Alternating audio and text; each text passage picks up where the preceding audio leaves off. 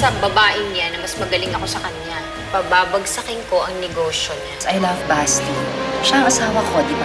Are you convincing me or yourself? Oh my God! Ang ganda! Yun yung diamond shoes! Gusto ko makita yung mga reaction ng mga tao pag nakita nila yan! Ako yung face ng Serpentina, di ba? Hindi ba dapat ako lang yung babaeng rarampa sa gabing yun? I'm open for changes. All of our plans are slowly falling into place. Matuto ka lang magtiwala sa akin. Ano nangyari? Yung diamond shoes nawawala! Ikaw ang huling may hawak ng sapatos kagabi. Hindi po ako. Posibleng si Eliana ang may gawa na. Sige, Koy, ikaw, sumunod ka sa akin ngayon din. Hubarin mo yung alampay mo. Huhubarin mo ba yan o ako maghuhubad yan? Bilisan mo kasi! Tita Minerva, ikaw yung kumuha ng shoes? Ang gusto ko lang kasi, itong si Eliana ay mapalayas. Eh, paano si Mami? Don't you think we should tell her the plan? Sa bagay na to, mas mabuti kung secret na lang natin tong dalawa.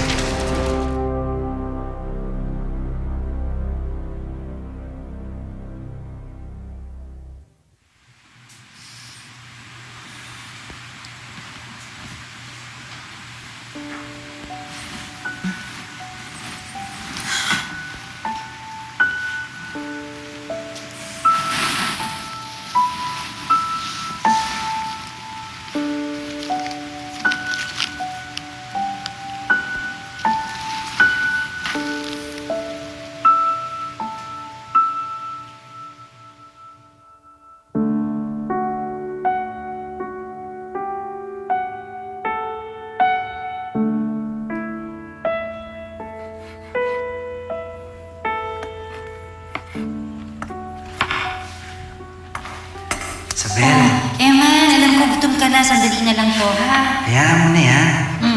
Ako na lang gagawa niyan para sa'yo.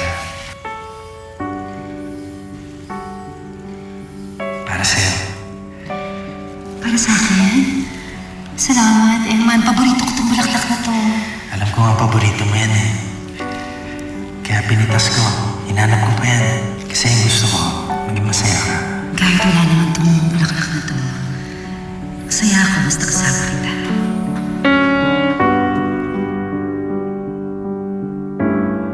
Isabel? Hindi mo ba nagustuhan yung regalo ko sa'yo? Ay, hindi. Itatabi ko lang dito. Ano ba? Oo. Dinala kita ng breakfast in bed. Kasi hindi natuloy yung dinner natin, kaya pwede naman tayo mag-date dito sa bahay, di ba? Wow. Thank you. Alika. Sige. Pagsaluhan natin to. Sige.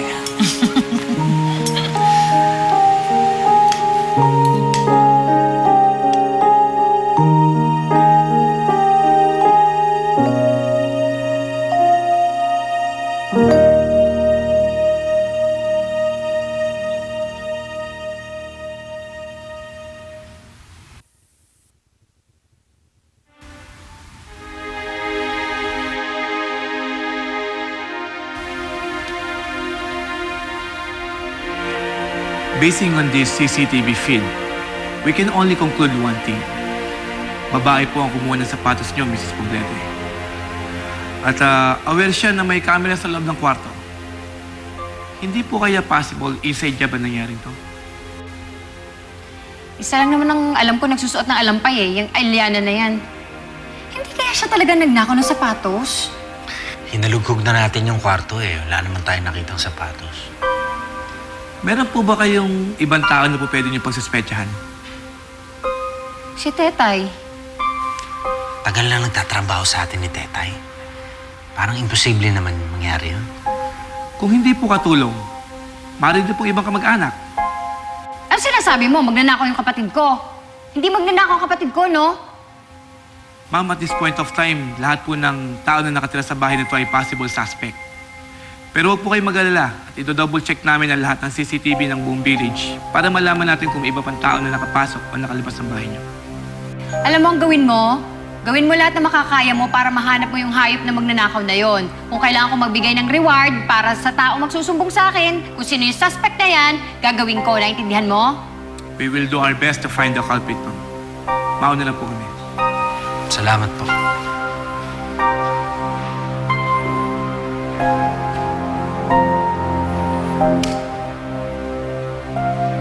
Sino kaya yung babaeng yan?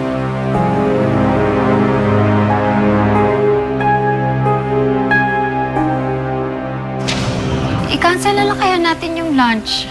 Pero ma'am, nakaset na po ang lahat. Nakapagpa-reserve na tayo sa venue, nabibigay na lahat ng invitation. So, mas malaki lang yung gastos kapag hindi pa natin tinuloy yung launch. Oo nga, at saka alam mo, ate naman, ang dami-dami ko nang inimbitan na press. Paano yan? Pag hindi mo tinuloy yan, di maiintriga tayo. Masama yan para sa negosyo. Eh, anong punto na ituloy kung wala yung sapatos? Malay mo naman. Ano? Bigla na lang siyang lumitaw pag malapit na yung launching natin. Anong ibig mo sabihin? May alam ka ba kung nasan yung sapatos? Wala. Ang sa akin lang kasi dapat talaga lagi positibo. Positibo tayo tumirada sa mga bagay-bagay. Ako naniniwala ako sa mga pulis na kayang-kaya nilang mahuli ang mga tao na nagnakaw ng sapatos natin. Nora, alam mo, mas malaki ang gagastusin natin kapag hindi mo tinuloy ang launch. Total, makakabawi naman tayo pag nagbukas na ang Serpentina. I agree with Dad. At kung gusto mo, I can help you with the other details of the event. Para naman mabawasan yung pinoproblema mo. So, I believe everything is all set. Let's just prepare ourselves for the big event. All right?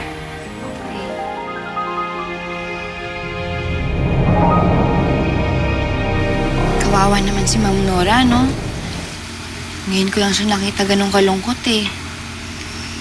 Tsaka apektadong-apektado siya sa nawawala niyang sapatos. Mabuti nga sa kanya. Pagkatapos ng ginawa niyang pangmamata sa'yo, karama niya yung nangyari sa kanya. Hindi ko gusto yung sinasabi mo, ah. Di ba nga sabi ni Lolo, mali ang maging masaya sa kamalasan ng iba? Eh, kahit naman na masungit sa akin yun si Ma'am Nora, gusto ko pa rin mahanap niya yung sapatos niya. Sino ba yung kumuha ng sapatos? Hindi kaya si Marga? Eh, bakit naman niya kukunin yun? Eh, di ba nga siya magsusuot nun? Masama ang kutob ko eh. Pakiramdam ko, may masamang balak si Marga laban sa'yo. Alam mo na ha, kung may masamang balak si Margarita, edi sana nakita na nila yung sapatos dito. Tsaka okay na kami ni Margarita. Ayoko nang bigyan pang kulay yung pagkakaibigan namin. So, na-convince ko sina Mommy at Daddy to hire you bilang official photographer ng Serpentina launch. I don't know, Marga. I don't know kung papayag ako. Maybe because what happened between us. Julian, I mean, just because we broke up doesn't mean we can't remain friends, right? I mean, if you won't do it for me, just do it for my parents. Matagal naman din kaming kliyente ng studio niyo, di ba? Sige. I'll think about it. Okay, thanks, babe. Julian. Thanks, Julian. Hindi pa ako pumapayag, okay? Yeah, I know. Sabi ko lang, I'll think about it. Okay, and I'm fine with that. It's fine with me. So, I'll go ahead. Hi. Ano po? Sige, I'll go ahead. Okay, ingat. Check this out. Ano, mukhang maganda naman yung proposal ni Marga. Ba't tayo matanggapin? Kakaganda yung sa portfolio mo yun kung may Serpentina. Hindi ko lang alam kung dapat ba ako makipagtansak with Marga after what happened between us.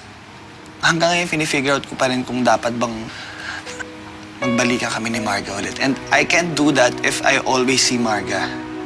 Pero in fairness kay Marga, bait nga ngayon. Nagbabago na siya. Unlike before, diba? Sana magbago siya.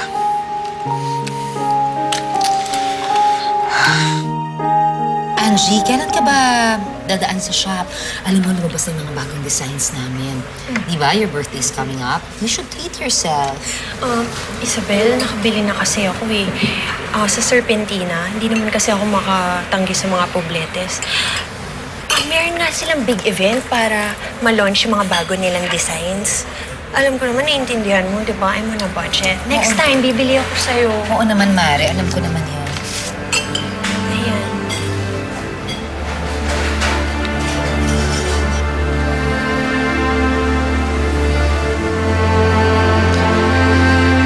Kinakalaban talaga kami ng Serpentina. So, ma'am, doon po sa gallery gagawin yung mga display ng design ng Serpentina. While on this area naman, dito po gagawin at ilalagay yung photo booth. And the fashion show, of course. Dito siya gagawin sa main hall. Okay ka lang ba? Eliana, gusto mo tulungan na kita dyan? Kaya ko na po ito, Mang Eman. Ba't kasi sinama-sama pa yung babaeng yan dito? Ma, she is now my PA. Personal assistant ko na yan. Siyempre, di ba, kailanganin ko siya dahil magiging busy na ako sa pagiging Serpentina girl. Sige, kayain na yan. As you was saying... Yeah. So, dito na po tayo, ma'am. Let's go. Ano po kayo, Mang Eman? Ano po bahala dito?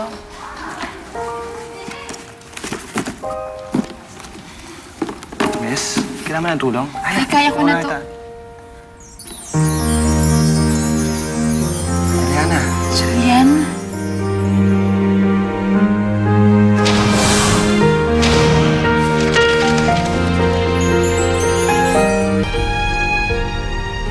Anong ginagawa mo dito? Ako kasi yung mag-o-killer ng place. Ako yung magiging photographer for the event. Kaya na, tulungan na ito. Ang dami Sige, yan. kaya ko na to. Kaya mo talaga.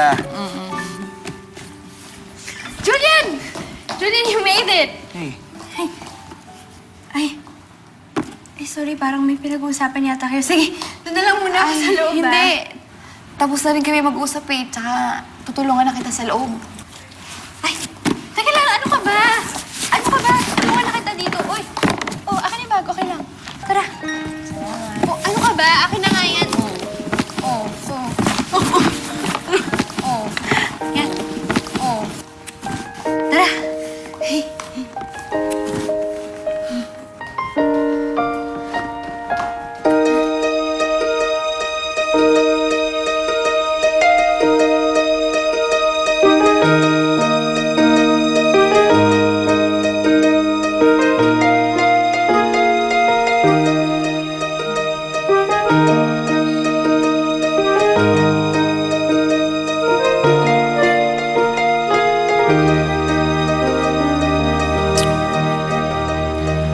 Kung ako yung may-ari ng Serpentina, ikaw yung kukunin ko modelo. Di hamak naman na mas maganda ka sa Margang. Puro pakyut. Ano ginagawa mo dito? Sino kasama mo? Sila Sarah Samuel. Kailangan daw sa pictorial yung mga buhay na ahas kaya sinama kami. Sandali, si Julian ba yun? Akala ko ba wala na silang dalawa? Parang pang ginagawa ng lalaki niyan dito. Siya daw yung kukuha ng litrato eh. Nakakalungkot nga isipin na kahit malapit siya, kahit gusto ko siyang kamustahin, hindi pwede. Ay, di tama lang yan. Dapat nga lumalayo ka sa lalaking yan. Kasi puro gulo na yung dala niyan lalaki niya sa'yo. Promise. Isa rin kasi sa napagkasundoan namin ni Marga. Nire-respeto ko lang naman yung gusto niya eh. Ayoko lang kasi ng away. Yung Margang yan? Ako duda ako sa pagiging malapit niyan sa'yo. Natatakot nga ako na lahat lang to palabas niya eh. Tapos gagawa na naman siya ng masama sa'yo.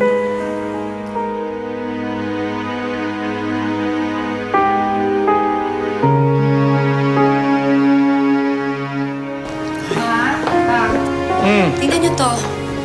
Ano yan? Maglo-launch na ang Serpentina sa susunod na linggo. Ang kakapal naman ng mga mukha nila. Tatapatan tayo. Aba, ano ba akala nila sa sarili nila? Masyado na silang matataas? Ha? Anong iniisip nila? Kaya tayong pabagsakin? Ganon? Kinakalaban nila talaga ako, Mama. Ang sabi ni Angie, talagang pinaghahandaan daw yung launch na yan ng Serpentina. They even hired a top-notch event coordinator to head this party. Ay, nako. Para ko na nakikita, malapere ang gagawin nila. Alam mo ba kung bakit? Yung mga taga-isla na yan, mga walang ka-taste-taste. Pagtatawanan lang sila ng mga bisita nila. Pero hindi tayo dapat maging kampante. Kailangan alam natin lagi ang ginagawa ng kalaban. At lagi tayong handa para kontrahin yun. Ninong ko yung may-ari ng venue, so hingi ako ng info tungkol sa party. Tingnan mo. Andito pa ang mga pangalan nila. Tingnan mo kung anong klase mga tao yan, lalo na yung si Eman. Nagmamalinis pa siya sa'yo sa isla. Pero ano itong ginawa niya? Kung talagang minahal ka niya, hindi ka niya kakalabanin. Kung talagang minahal ka niya, hindi niya tatapatan ang kumpanya natin.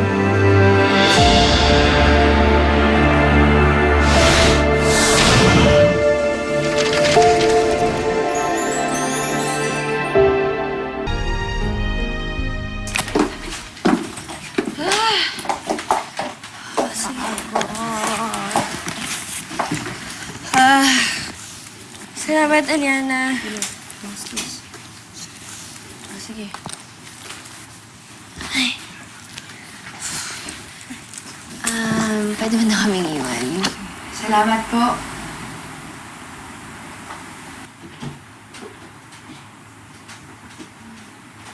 Excuse me. Hello.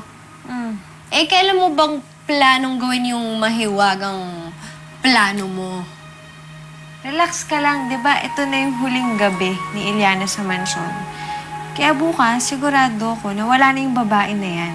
Ganito kasi yan humahanap lang talaga ako ng tamang pagkakataon para mabuko ko siya. Tapos pagkatapos nun, edi, bye! Eliana? Bakit po? Uy, naku, pagkatapos mo dyan, tulungan mo naman ako mag-prepare ng pagkain. Kasi darating daw yung mga pulis dito sa bahay. Sige po. Nakita na kaya nila yung sapatos? Pakiramdam ko, hindi pa kasi nung umakit ako sa taas mainit pa rin yung ulo ni Ma'am Nora. Nasaan na kaya yung sapatos? Malay ko. Isa lang sigurado ako. Hindi tayong may gawa noon dahil malilinis ang mga konsensya natin.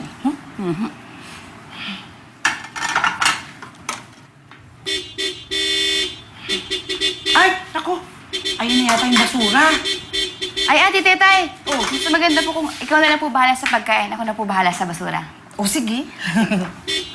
Ay, Eliana! Nga pala, pakisuyo na rin na umakit ka sa taas na may kwarto. Mayroon pang isang black bag doon na basurahan. Okay, sige po. Sabay mo ng tapo na. Sige po. Sige, thank Balikan you. ko na lang po to, Oo, sige.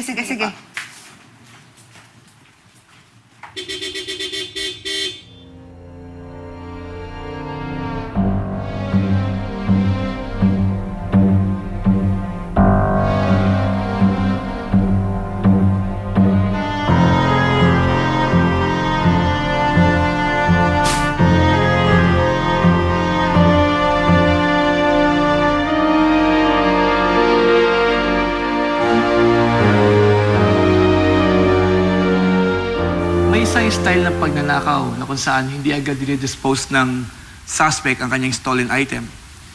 Tinatago niya muna to sa isang sekretong lugar. At kapag hindi na nagsususpecha ang mga taong nakapaligid dito, sa kanya nilalabas ang kanyang ninakaw. Hinalughog na namin yung buong lugar Wala naman kami napala. Pwede niyo pong ulitin ang pag-double check sa buong bahay. Tingnan niyo ang bawat paligid. Sa mga lumang kahon, sa ilalim ng kama, kahit sa kubeta. Alam mo, lahat na sinabi mo, ginawa na namin. Pagkatapos na isang buong araw na investigasyon, line lang ang sasabihin mo sa amin, napaka-inutil mo naman! Nora, chinek na po namin ang lahat ng CCTV na nakapaligid dito sa bahay nyo. At maliban doon po sa mga sinasabi nyo nakatira dito, wala po kaming nakita na kahit isang tao na lumabas pa o nakapasok sa bahay nyo. Ano ibig sabihin? Kino-confirm lang po namin ng aming early theory na inside job ang nangyari na kamunto. Isa po sa mga tauhan nyo ang kumuha sa sapatos nyo.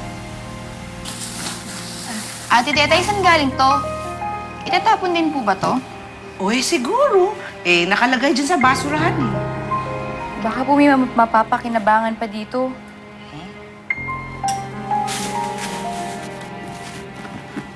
Ay, naku, huwag mo nang buksan yan. Baka mamaya may makakita sa'yo. Ang sabihin, kinuha mo. Mas malala, sabihin baka ninakaw mo yan. Alam mo naman yung mga amo natin, saksakan ng bait. Isa lang naman ang pinaghihinalaan ko eh. Yung Eliana na yan. Gusto ko siya ipalay detector test. Pero ma'am, kailangan po natin ng court order bago magawa yun. Pues magbabayad ako ng judge. Pwede ba magpakuha ka na ng lie detector test ngayon at kailangan pagbayaran ng babae niya ng pagnanakaw na ginawa niya? Nora, hindi si Eliana magnanakaw sa bahay na ito. Bakit ba pinagtatanggol mo na naman yung babaeng yan? Hindi mo nga kilala yan, Emma. Napulot mo lang yan sa kalsada. Makati ang kamay ng babaeng yan. Nora, dahan-dahan lang ha. Meron ibang tao eh. Kasi ako na nga nanakawan. Ako na naman ang mali. Sobra ka na. Dati si Isabel, ngayon si Eliana nakakampihan mo. Ako kailan mo ko kakampihan? Ha? Wala na ba talaga akong halaga sa'yo?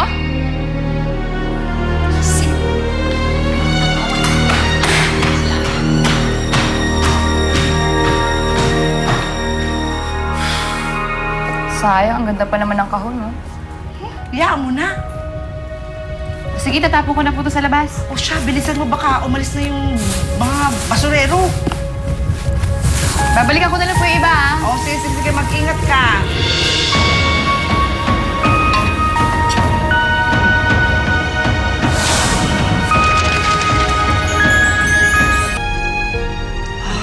Buwisit. Buwisit talaga yung mga poblete na yan. Lalo na yung Emma na yan. Mula noon hanggang ngayon, puro sakit ng ulo ang dala niya sa buhay ko. Pabayaan mo na yun, Aurora. Kung gusto nilang kalabanin tayo, di labanan natin, kompetensyahin natin. Di, madaling sabihin yun eh. Pero mahirap gawin. Hindi na tayo ang dating Cascavel brand. Ilang milyon na ang nalugi sa atin. Halos ubos na pati ipon natin sa kami maintain dyan sa pabrikang hindi naman kumikita. May awa ang Diyos. Babangon din tayo. Kailan? Kailan pa? Pagbagsak na tayo. Isa lang naman ang alam kong dahilan kung bakit tayo nagkakaganito eh. Nawala sa atin ang swerte ng itim na serpente. Eddie, kailangan mabalik ang swerte sa buhay natin. Kailangan natin siya ngayon. Kailangan natin si Eliana. Pinakakailangan natin siya ngayon. Ako nang bahala doon. Hindi ako titigil hanggang hindi ko nakikita ang apo natin.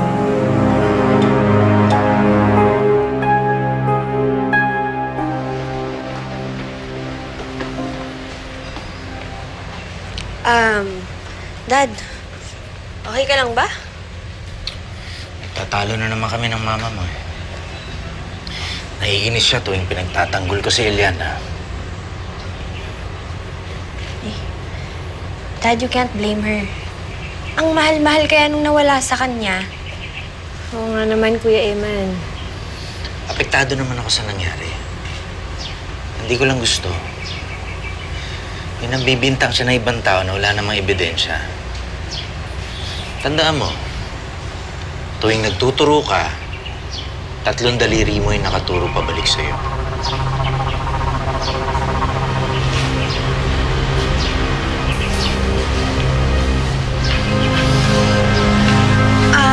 Eliana! Tulungan na kita dyan. Sige, ako na. Hindi, ano ka ba? Nahihirapan ka. Tulungan na kita. Tulungan na kita.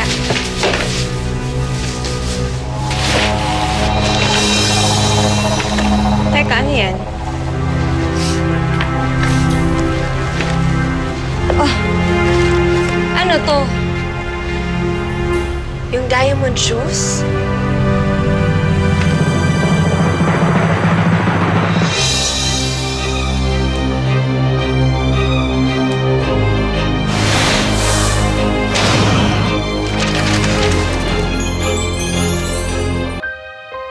Bakit nandyan yan? Kasama ng mga basura. Eliana, huwag mo naman sanang sabihin ikaw yung kumuha ng sapatos. Hindi po. Nakita ko lang po yung kahon sa ibabaw ng basurahan. Talaga? Anong kaguluhan to? Oh. Ang diamond saan niyo nakita to? Saan niyo nakita to? Eh di dala-dala nito. Ayun no. Sinasabi ko na nga, ba't ikaw magnanakaw eh? Hindi po. Hindi ko naman po alam na yun yung laman ng kahon eh. Akala ko po basura. Anong hindi? Kitang-kita na! Kitang-kita na! I-delay mo pa? Siguro talagang plano mo, ipupuslit mo to, tapos ibebenta mo yung sapatos ko! Ano akala mo? Mautakan mo ko? Ha? Mautakan mo ko? Tama na. Ano ba? Ano tama na? Ano to, Eman? Ano to? Ha? Ano? Ebidensya! Yan pa nakakapahin mo? Ha?